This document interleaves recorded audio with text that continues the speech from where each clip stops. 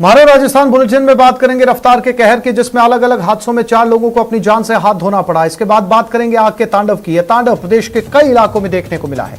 साथ ही आपको दिखाएंगे कहां थाने में हाई वोल्टेज ड्रामा हुआ। इसके अलावा बात होगी भाई बहन के त्योहार भैया दूज की। बने रहिए हमारे साथ, देखते रहिए न्यूज़ 18 राजस्थान। और ये खबर गंगानगर से मिल रही है। प्रेमी जोड़े ने डिग्गी में छलांग लगा दी। युवक की डूबने से मौत हो गई। युवती को बाहर निकाल लिया गया। रायसिंह नगर के समेजा गांव की यह घटना बताई जा रही है। और अशोक शर्मा गंगानगर संवाददाता हमारे साथ जुड़ गए, उनसे बात करते हैं। अशोक, युवती को हालांकि बाहर निकाल लिया गया, उसकी हालत कैसी है और क्यों ऐसी नौबत आई कि दोनों को डिग्गी में छलांग लगानी पड़ी? दरअसल आसिफ जी, ये प्रेमी जोड़ा अपने परिजनों के डर की वजह से या यूं कहें कि आत्महत्या करने की मकसद से वहां खेत में बनी एक डिग्गी में कूद जा बैठा। लेकिन जैसे ही परिजनों को सूचना मिली कि दोनों के द्वारा डिग्गी में कूदकर आत्महत्या करने की कोशिश की गई है, परिजन वहां मौके पर पहुंचे, दोनों की बाहर निकाल लिया गया। लेकिन युवती तो सकुशल बाहर निकल गई, लेकिन जो युवक था उसको जब प्रेमी अस्पताल पहुंचाया गया तो डॉक्टर ने उसको मृत घोषित कर दिया। हालांकि फिलहाल मेडिकल बोर्ड के द्वारा युवक का पोस्टमार्टम करवा दिया गया। पोस्टमार्टम करवाने के बाद में शव भी परिजनों को सौंप दिया गया है। पूरा का पूरा ये मामला श्री गंगानगर जिले के रायसिंह नगर उपखंड क्षेत्र के समेजा कोटी थाना क्षेत्र का है, जहां पर ये प्रेमी जोड़ा जब जैसी प्रेमी जोड़े को खबर लगी कि उनके प्रेम प्रसंग की जानकारी दोनों के परिजनों को लग चुकी है, तो शायद यही एक डर था और इसी डर की वजह से इस प्रेमी जोड़े ने आत्महत्या करने के मकसद से खेत में बनी पानी की डिग्गी में छलांग लगा दी। हालांकि सकुशल युवती को तो बाहर निकाल लिया गया है, उसका फिलहाल प्राथमिक उपचार के दिया जा रहा है और उसकी हालत खतरे से बाहर बताई जा रही है। लेकिन इस पूरे हादसे में जो युवक था वो अपनी जान गंवा चुका है। जी आसिफ जी। अशोक, जानकारी के लिए आपका धन्यवाद।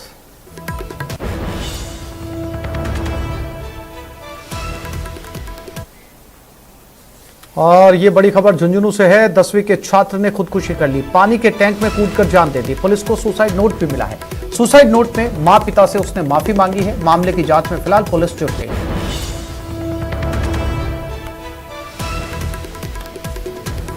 तो ये झुंझुनू की खबर है। एक 10वीं क्लास का छात्र था जिसने खुदकुशी कर ली है। पुलिस को इसके पास से सुसाइडल नोट भी मिला है। इस नोट में इसने मरने से पहले अपने माता पिता से माफी मांगी और झुंझुनू में इस सुसाइड से सनसनी का माहौल है।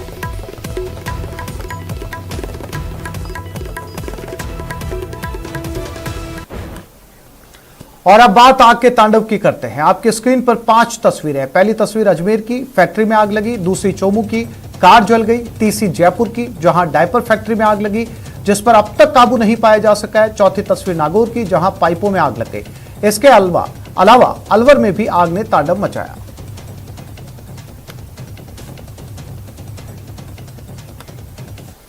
और सबसे पहले बात जयपुर की। डायपर फैक्ट्री में भीषण आग लगी। अब तक आग नहीं बुझ पाई है। आग बुझाने की कोशिशें जारी है। बीती रात फैक्ट्री में आग लगी थी।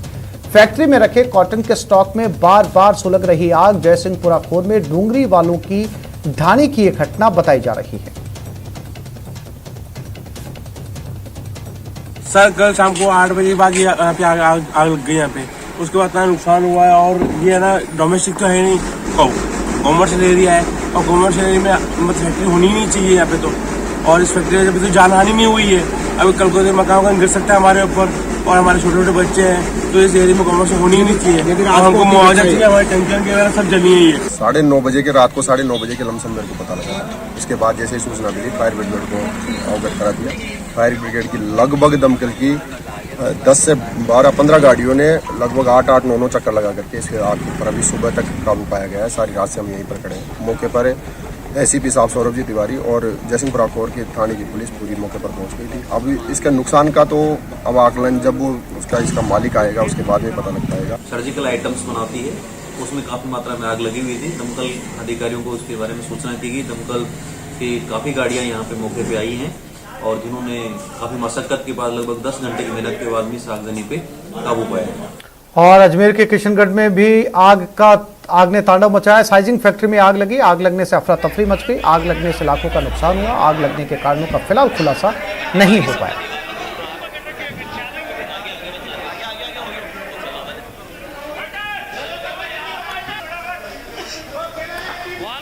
ये अजमेर की तस्वीरें हैं जहां पर भयंकर आग लगी। साइजिंग फैक्ट्री में ये आग लगी थी।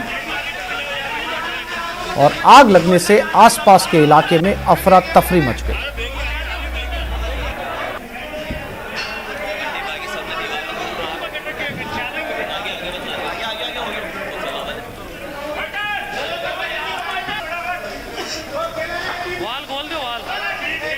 और ये खबर नागौर से, शहर के सिटी पार्क के पास पाइपों में आग लग गई। पटाखों की चिंगारी के कारण ये आग लगी। पटाखों की चिंगारी से पहले कचरे में आग लगी थी।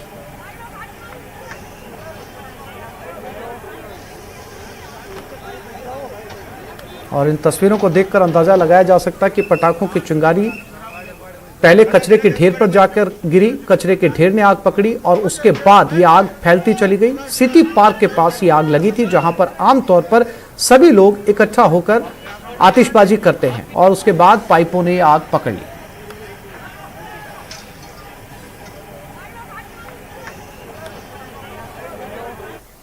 और बाड़मेर के बलदेव नगर में एक शोरूम में देर रात अचानक आग लग गई, जिससे लाखों का नुकसान हो गया। घटना की जानकारी मिलने के बाद बाड़मेर पुलिस, फायर ब्रिगेड की टीम मौके पर पहुंची और करीब 3 घंटे की कड़ी मशक्कत के बाद आग पर काबू पाया गया। आग लगने के कारणों का अब तक खुलासा नहीं हो पाया, लेकिन आग लगने का कारण शॉर्ट सर्किट या किसी आतिशबाजी को बताया जा रहा है। पुलिस ने इस मामले की छानबीन शुरू कर दी।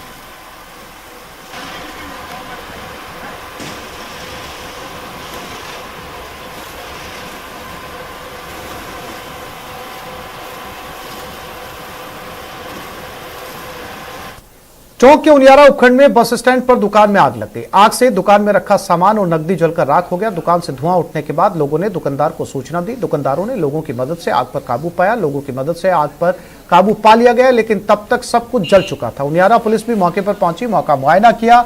आग लगने का कारण शॉर्ट सर्किट बताया जा रहा है।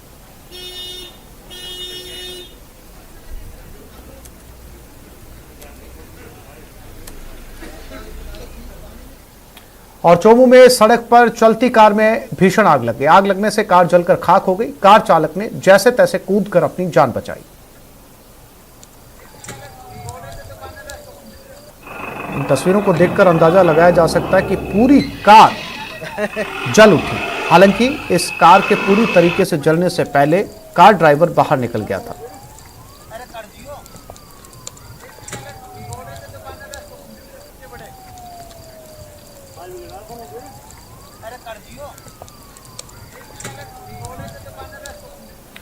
और चलिए अब रफ्तार के कहर की बात कर लेते हैं। प्रदेश में अलग अलग हादसों में कई लोगों की मौत हुई तो कई लोग घायल हुए। आपके टीवी स्क्रीन पर 4 तस्वीरें। ये तस्वीर बाड़मेर, जालोर, झुंझुनू और पोखरण की है। बाड़मेर में बेकाबू टैंकर पलट गया, जिससे 2 लोगों की मौत हो गई। वहीं जालोर, झुंझुनू और पोखरण में सड़क हादसों में कई लोगों की मौत हो गई।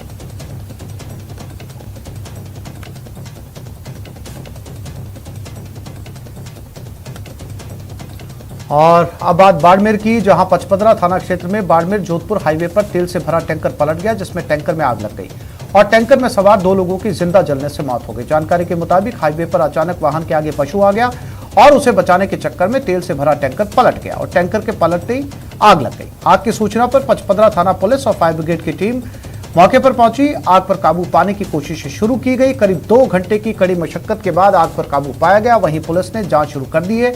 हादसे के पीछे क्या कारण थे और आग कैसे लगी, फिलहाल पता नहीं चल पाया।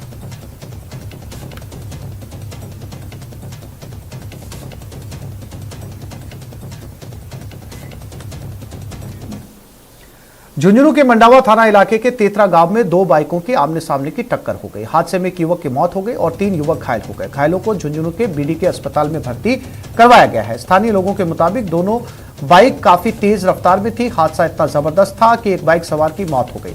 दोनों बाइकों पर 2 लोग सवार थे जो हादसे का शिकार हुए।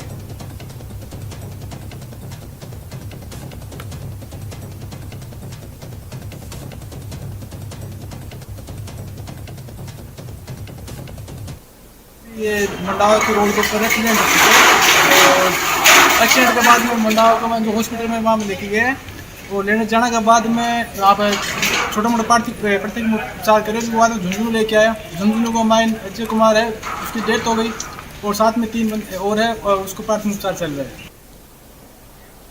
जालोर में नेशनल हाईवे 325 पर 2 कारों में आमने सामने जबरदस्त भिड़ंत हो गई। हादसे में एक की मौत हुई, 8 लोग घायल हुए। सभी घायलों का जालोर के अस्पताल में इलाज चल रहा है। बता दें कि दोनों कारों में 2 परिवार सवार थे, जिनमें से एक परिवार नाकोड़ा दर्शन के लिए जा रहा था। हादसे की सूचना पर कोतवाली पुलिस और 108 एम्बुलेंस ने मौके पर पहुंचकर घायलों को अस्पताल पहुंचाया, जहां गुजरात के घायलों का प्राथमिक उपचार करने के बाद अहमदाबाद रेफर कर दिया गया। शव को जालोर के सार्वजनिक अस्पताल की मोर्चरी में रखवाया गया है।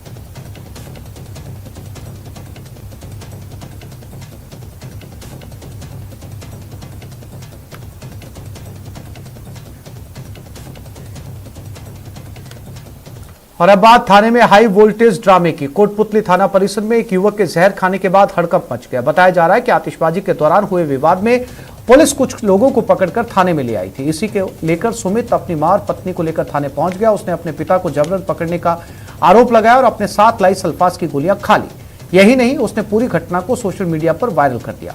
वहां मौजूद पुलिस वालों ने गोलियां मुंह से बाहर निकालने की कोशिश की और उसे अस्पताल में भर्ती करवाया। इस दौरान सबसे हैरान करने वाली बात यह रही कि पूरी घटना को 16 मिनट तक लाइव किया गया, लेकिन पुलिस वालों ने उसे गंभीरता से नहीं लिया। लाया गया तो इसमें राज सिंह का जो पुत्र है, उसकी पत्नी है और उसकी पुत्रवधू है, ये लोग थाने पर पीछे पीछे ये आ गए और पुलिस उनको समझाइश ही कर रही थी। तो इस बीच में राज सिंह का लड़का सुमित चौधरी, वो जो मेन कैंपस है थाने का, उसके बाहर चार दीवारी के जो गाड़ी खड़ी थी पुलिस की, वहां पर चालीपोस की गोलियां वो लेके आया था और उसने वहां पर पुलिस वाहन पर के पास खड़े होकर के वो। और जोधपुर के महामंदिर थाना क्षेत्र में एक शराबी ने उत्पात मचाया। शराब के नशे में पहले तो अपने दोस्त के यहां पर मोटरसाइकिल रख अपने घर चला गया। थोड़ी देर बाद वो फिर लौट कर आया, अपने दोस्त के घर के बाहर जमकर उत्पात मचाया। शराबी के उत्पात का सीसीटीवी फुटेज सामने आया। शराबी ने कॉलोनी में जमकर गाली गलौज करते हुए अपने दोस्त के घर के दरवाजे पर लातें मारी और अपने दोस्त को बाहर बुलाकर उसके साथ मारपीट की। इस घटना में एक युवक के चेहरे पर चोटें आई हैं। घटना में घायल युवक ने महामंदिर थाने में मामले की एफआईआर दर्ज करवाई। इस पूरी घटना का सीसीटीवी फुटेज सामने आया है।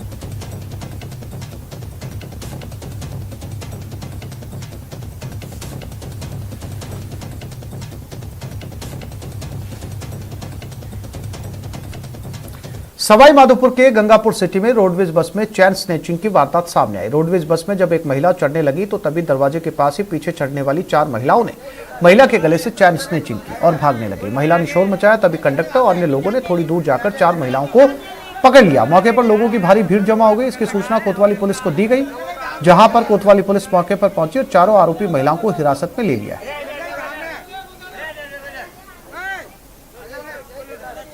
रोडवेज बस में कंडक्टर रोडवेज बस में चढ़ते वक्त इनकी चढ़ रहे थे और ये जेब कट है, इन्होंने चेन तोड़ ली। बस गंगापुर से जयपुर जा रही, गंगापुर रोडवेज बस स्टैंड की बात है।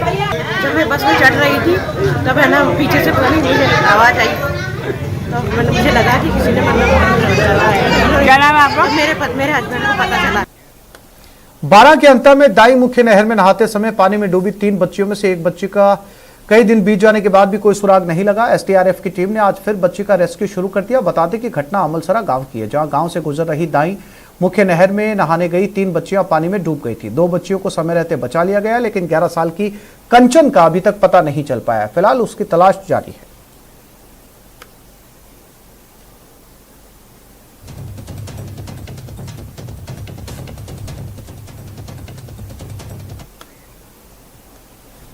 जालोर जिले में बढ़ रहे एमडी और स्मैक के कारोबार पर लगाम लगाने को लेकर जालोर एसपी हर्षवर्धन अग्रवाल संजीवनी योजना को वापस शुरू करेंगे, जिसको लेकर जालोर पुलिस ने तैयारियां कर ली है। पुलिस की तैयारियों पर हमारे संवाददाता श्याम बिश्नोई ने एसपी हर्षवर्धन अग्रवाल से खास बातचीत की।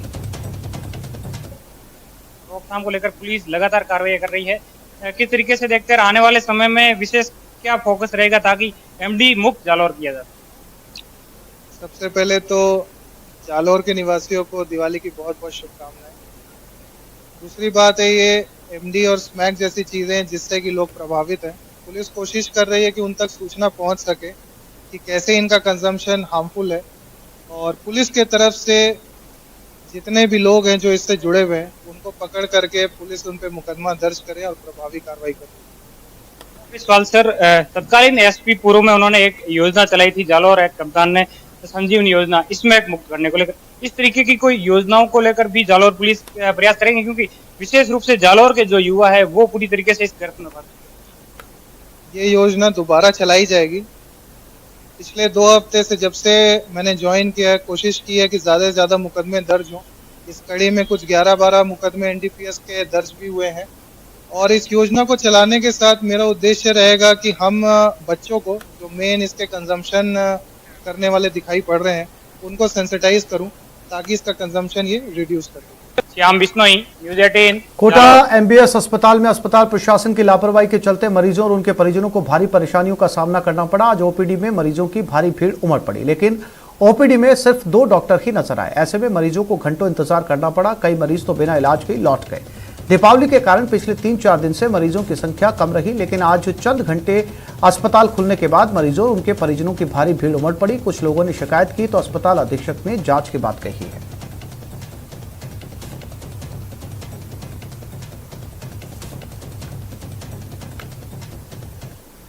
डॉक्टर थे, 2 डॉक्टर बैठे हुए हैं यहाँ पर। प्रशासन ने कोई सुना ही नहीं है, देख ही नहीं रहा कोई हमारे। हाँ, जब इधर परेशानी आ रही है 2 घंटे से हो गए। 2 घंटे से कोई नंबर ही नहीं आ रहा है, लाइन नहीं टूटती।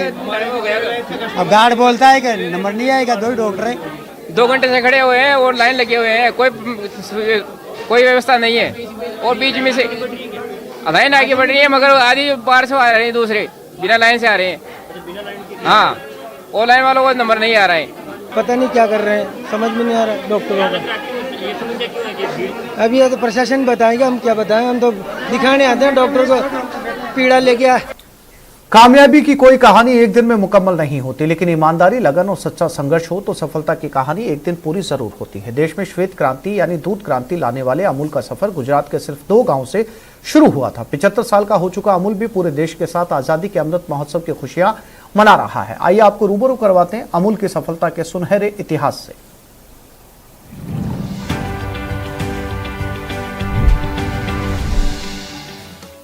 2018 में अमूल ने ग्रोइंग मोर गिविंग मोर के संकल्प के साथ नई संभावनाओं की ओर मजबूत कदम बढ़ाई।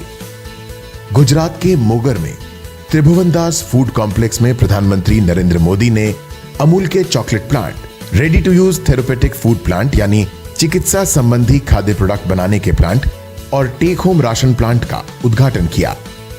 इस तरह अमूल का कारवां अब लगातार बढ़ता जा रहा है।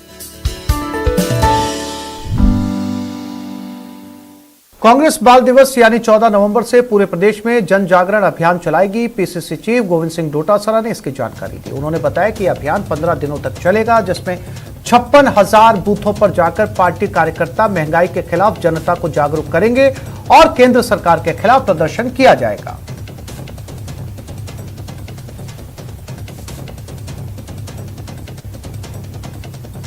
कमान का और मुख्यमंत्री जी का विशेषाधिकार है। जब आला कमान और मुख्यमंत्री जी जब भी चाहेंगे तब मंत्रिमंडल विस्तार हो जाएगा। राजनीतिक नियुक्तियों के लिए भी रोड मैप तैयार हो गया है। हमारे प्रभारी महासचिव अजय माकन जी पहले ही कह चुके हैं कि हम लोग शीघ्र इस दिशा में आगे बढ़ेंगे। कार्यकर्ताओं को अब दीपावली के ऊपर तोहफा मिलेगा, ऐसी मैं उम्मीद करता हूँ। 14 तारीख से लेकर के 29 तारीख तक हमारे कांग्रेस पार्टी के तमाम नेता और कार्यकर्ता प्रदेश में जन जागरण करेंगे और 56,000 के लगभग जो प्रदेश की बूथें हैं उसमें जाकर के महंगाई जो केंद्र सरकार रोकने में नाकाम रही है, गैस के सिलेंडर के दाम अभी अभी उन्होंने और बढ़ा दिए हैं। आज आम आदमी का गैस लेना दूभर हो गया है। पेट्रोल और डीजल में भी उन्होंने ऊंट के मुंह में जीरा वाली बात की है और केंद्र की मोदी सरकार अहंकार में डूबी हुई है। हम सब लोग, प्रत्येक कार्यकर्ता, नेता घर घर जाकर के, बूथ बूथ में जाकर के लोगों को जन जागृत करेंगे कि वो केंद्र की सरकार के ऊपर दबाव बनाएं और दबाव बनाएं जिससे ये महंगाई कम करने की चेष्टा ये केंद्र सरकार करे, इसमें पहल करे। अभी जो पेट्रोल और डीजल के जो भाव कम किए वो तो पिछले 2-3 महीने में जो बढ़ाया है वो भी पूरा सा कम नहीं किया। लोकसभा अध्यक्ष ओम बिरला कोटा के अपने कैंप दफ्तर में जनसुनवाई की। उन्होंने संसदीय क्षेत्र के लोगों की समस्याओं को सुना और उनके निस्तारण के निर्देश दिए। उन्होंने लोगों के बीच भाई दूज का पर्व भी मनाया। इस मौके पर उन्होंने कहा कि हमारा त्योहार हमें आपस में मिलने जुलने और विशेषकर दीपोत्सव का ये पर्व जीवन से अंधकार को दूर करने की प्रेरणा देता है।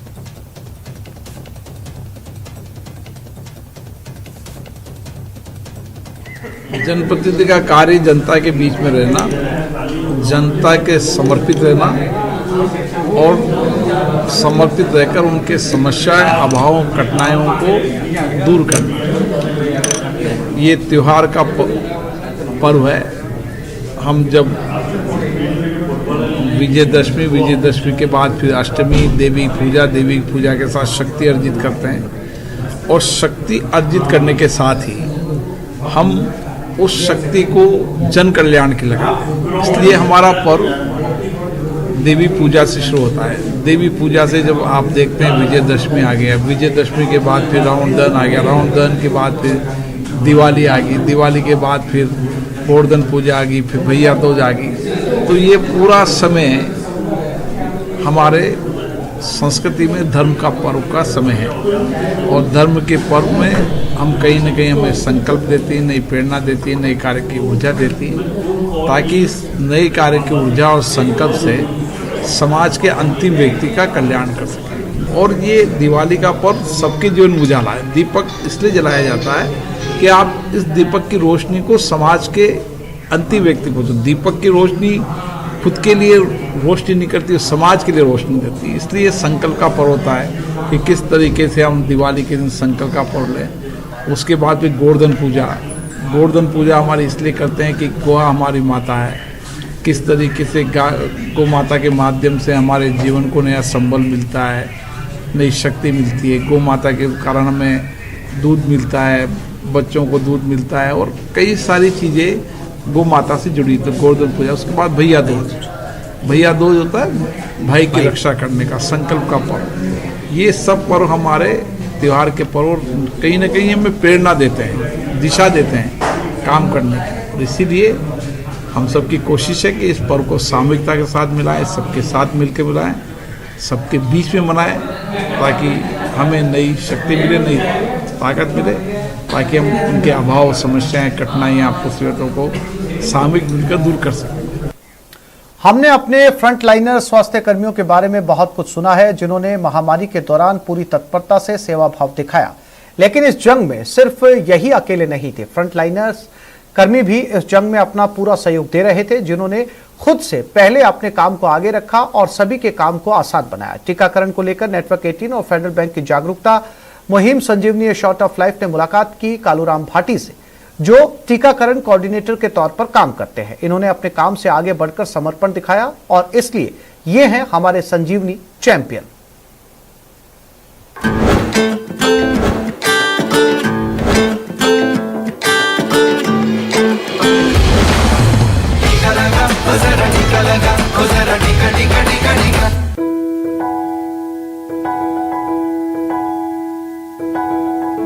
जोधपुर शहर में कालूराम भाटी काम करने पहुंच गए हैं। इनकी जिम्मेदारी कोविड टीकाकरण के सत्रों को सुपरवाइज करना है।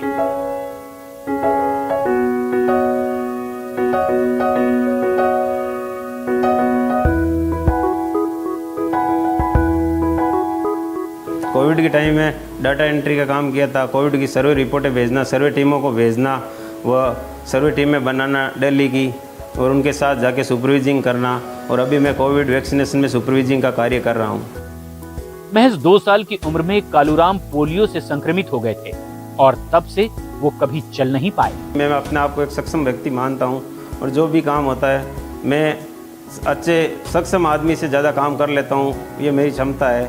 और मैं खुद सोचता हूँ कि सक्षम आदमी से अच्छा काम करूँ और मैंने वो कोविड में किया था।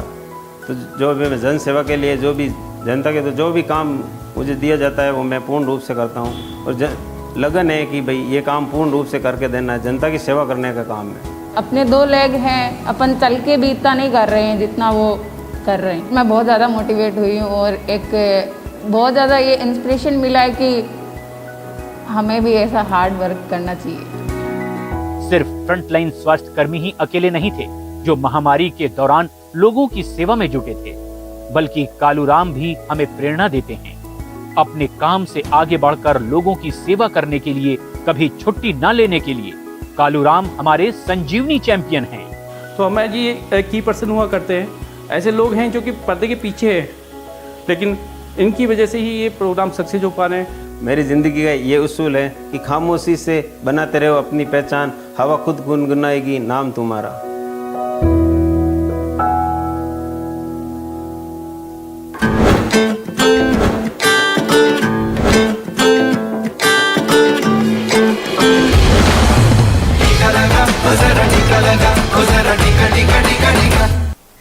यहाँ पर एक छोटे से ब्रेक के लिए रुक रहे हैं, जल्द लौटेंगे।